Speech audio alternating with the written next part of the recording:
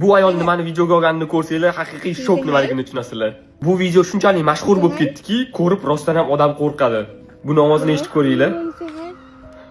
What was that? Ovozini eshitdinglarmi? Bu ona o'zini farzandi bilan oddiygina ko'chada aylanib yurgan edi. Yevropa hayotida bu juda ham oddiy holat, juda ham ko'p insonlar bunaqa tabiat qo'ynida aylanib, o'zini farzandlarini aylantirib yuradi. Lekin to'satdan kelgan qanaqadir qichqiriq hammani hayratga soldi. Onani o'zi ham qo'rqib ketdi, и сразу mana borasini olib ketishga harakat qilyapti. Bunaqa holatda bu ona qanaqa qilib xotirjam, spokойный turibdi, men bilmadim-ku.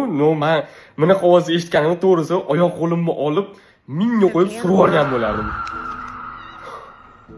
What the hell? U bu yoqda aytayaptiki, bu tog'ni qo'ynidan pastga tushguncha faqat shu ovozlarni eshitgan ekan. Babi qanaqa qilib o'zini bosib, xotirjam yurishda davom etyapti, hayronman. Lekin ovozlar yaqinlashib kelish boshlaganida ayol kishi orqasiga qaraganda qanaqadir erkak kishini ko'rib qoldi. Undan so'rayapti, "San ham eshitayapsanmi bunaqa qichqiriqlarni?" deb. Lekin shu joyda eng shokka solgani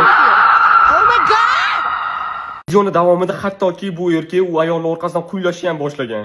Agar videoga qiziqqan bo'lsangiz, boshidan oxirigacha ko'rmoqchi bo'lsangiz, bemalol Telegram kanalimizga o'tib ko'rishingiz mumkin, yoki to'liq versiyasini tashlab qo'ygan bo'lamiz. O'rtoqlar, nima deb o'ylaysizlar? Bu vaziyatga fikringiz qanaqa? Bu qanaqadir saxtanlashtirilganmi yoki rostdan shunaqa hayotda shunaqa g'ayrioddiy narsalar bormi? Fikringizni kommentariyada yozib qoldiringlar va keyingi videolarda ko'rishguncha